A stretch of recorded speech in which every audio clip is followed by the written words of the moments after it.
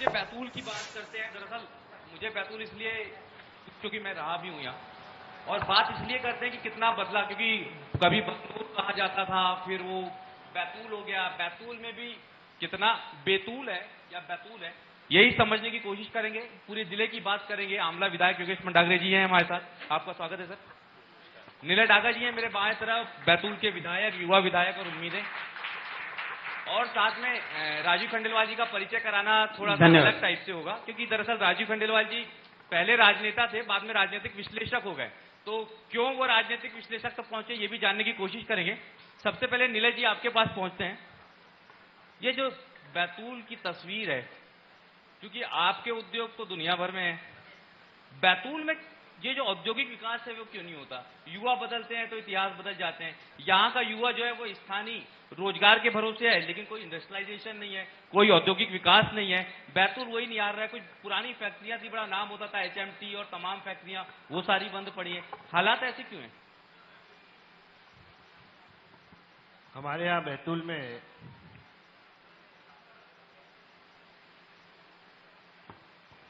Forest area सबसे ज्यादा है और आदिवासी क्षेत्र सबसे ज्यादा है, और यहाँ पे रोजगार का बहुत स्कोप है। पिछले 27 साल से हमारे यहाँ भाजपा के सांसद रहे।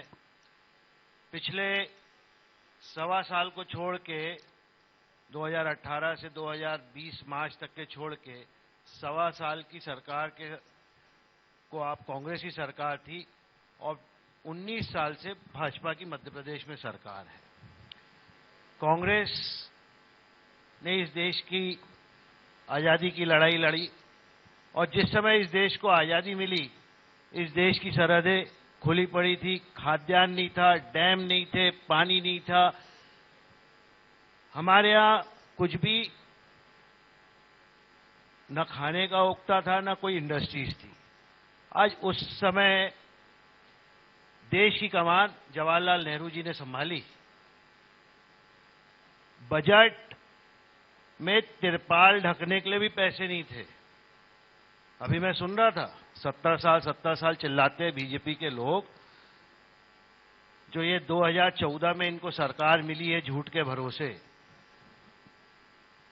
उस 70 साल में पूरे विश्व में नाम और पूरे विश्व की तीसरी सबसे बड़ी इकोनॉमी अगर इस दुनिया में बनी है तो ये कांग्रेस की देन है। ये जो नींव, जिस नींव पे ये बीजेपी वाले उछल रहे हैं, इस देश की नींव को बनाया कांग्रेस ने है। डैम्स का जाल बिछाया गया। पूर्व सांसद जी अभी बोल रहे थे, और सांसद जी, कि डैमों का जाल बैतूल में बिछाया। तो ये कोई मध्य प्रदेश सरकार की उपलब्धि नहीं है। मध्य प्रदेश सरकार और गुजरात सरकार के बीच में एग्रीमेंट हुआ था कि अगर 2025 तक के आपने 5 MSC पानी नहीं रोका तो मध्य प्रदेश में डैम नहीं बनेंगे, इसलिए ताप्ती नदी पे डैम बने हैं। ये कोई इन लोग की उपलब्धि नहीं है। लेकिन बने किसकी सरकार में नीलय जी? केंद्र सरकार का पैसा आया है, ये भी बता दें। केंद्र में किसकी सरकार? कांग्रेस की सरकार थी, उसके पहले ये सारे डैम प्रपोज किए गए हैं। ये इसमें कितनी सच्चाई है योगेश जी?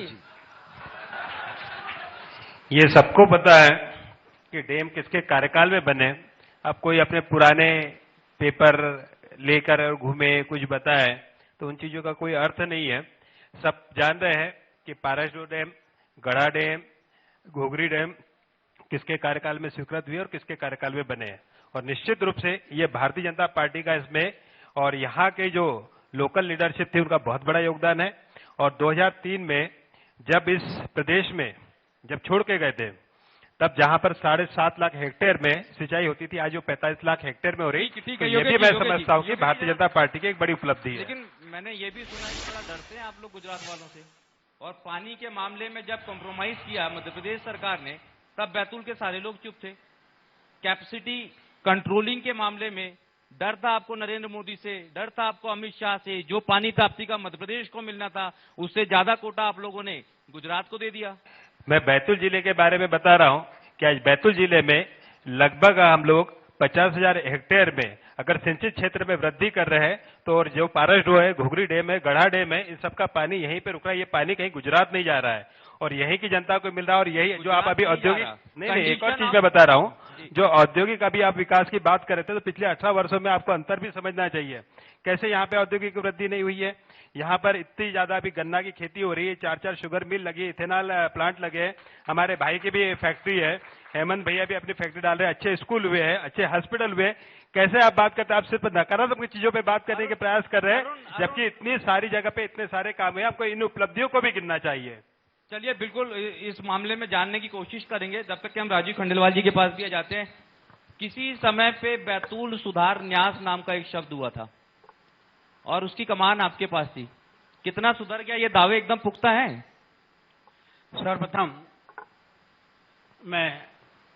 आप सब जानते हैं कि भूमि हरी होती है और जहां भूमि हरी नहीं होती है उसे हरा करने का प्रयास आज की जो आवश्यकता है आप करते हैं। इस प्रयास को लेकर हमारे भाई हिमांशु जी हिमाचल से उतरकर यहाँ आए और हमारी भूमि को हरे रखने का प्रयास कर रहे हैं, उपजाऊ बनाने का प्रयास कर रहे हैं। इसके लिए मैं उनको हृदय की गहराई से धन्यवाद देता हूँ। अब आता हूँ आपके प्रश्न पर। जी।